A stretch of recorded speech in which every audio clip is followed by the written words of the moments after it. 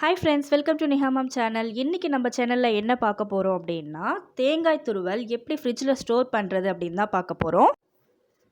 இந்த பாக்ஸ் பார்த்திங்கன்னா ஆல்ரெடி நான் ஃப்ரிட்ஜில் ஸ்டோர் பண்ணி வச்சுருந்த பாக்ஸ் தான். வாங்க பார்க்கலாம்.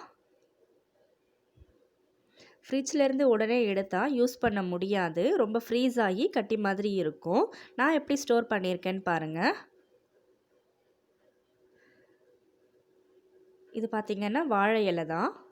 இப்படி நம்ம ஸ்டோர் பண்ணுறதுனால என்ன யூஸ்ன்னு கேட்குறீங்களா? கண்டிப்பாக யூஸ்ஃபுல்லாக இருக்குங்க. டெய்லி காலையில் ஆஃபீஸ்க்கு பரபரப்பாக போகிறவங்களுக்கு இது ரொம்பவே யூஸ்ஃபுல்லாக இருக்கும். அது மட்டும் இல்லைங்க, இப்போ ஒரு தேங்காயை உடச்சி நம்ம யூஸ் பண்ணுவோம். அதில் கண்டிப்பாக பாதி தான் யூஸ் பண்ணியிருப்போம். மீதியை உடனே நம்ம கிளம்புற அவசரத்தில் ஃப்ரிட்ஜில் தான் கண்டிப்பாக ஸ்டோர் பண்ணுவோம்.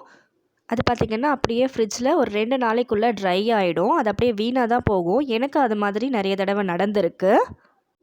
நான் ரெகுலராக இந்த பாக்ஸில் தாங்க தேங்காயை ஸ்டோர் பண்ணி வைப்பேன். இது பார்த்திங்கன்னா ஃபஸ்ட் லேயர் பாருங்கள் எவ்வளோ ஹார்டாக இருக்குது அப்படின்னு. அதனால தான் நான் இப்படி லேயராக வாழை இலையை யூஸ் பண்ணி ஸ்டோர் பண்ணி வச்சுருக்கேன். இப்படி இலையை யூஸ் பண்ணி நம்ம ஸ்டோர் பண்ணதுனால என்ன யூஸ்ன்னு பாருங்கள். ரொம்ப ஈஸியாக எடுக்க முடியும். இப்போ பாருங்கள், நமக்கு எந்த அளவுக்கு தேவையோ அது இந்த இலையில் ஒட்டவும் ஒட்டாது. தேவையான அளவை நம்ம இப்படி ஈஸியாக எடுத்துக்க முடியும். நமக்கு எவ்வளவு தேவையோ அந்த அளவுக்கு நம்ம இதிலிருந்து உடச்சி எடுத்து தனியாக டீஃப்ரீஸ் பண்ணிக்கலாம். இந்த வாழை இலையினால் நமக்கு எந்த சைடு எஃபெக்ட்டும் கிடையாது. இன்னும் சில மெத்தடில் கூட நம்ம இந்த தேங்காய் துருவலை ஸ்டோர் பண்ணலாம். இதை மாதிரி குட்டி குட்டி பாக்ஸில் கூட நீங்கள் ஸ்டோர் பண்ணி வச்சுக்கலாம்.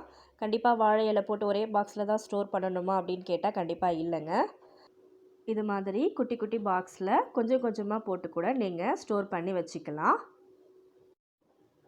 இது தவிர இது போல் ஜிப்லாக் கவரில் கூட நம்ம ஈஸியாக ஸ்டோர் பண்ணி வச்சுக்கலாம்.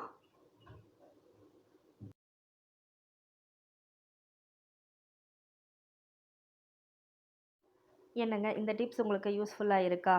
கண்டிப்பாக இருக்கும்னு நம்புகிறேன். அப்படி உங்களுக்கு யூஸ்ஃபுல்லாக இருந்துச்சு அப்படின்னா இந்த வீடியோவை லைக் பண்ணுங்கள், ஷேர் பண்ணுங்கள், சப்ஸ்கிரைப் பண்ணுங்கள் ஃப்ரெண்ட்ஸ். பாய்.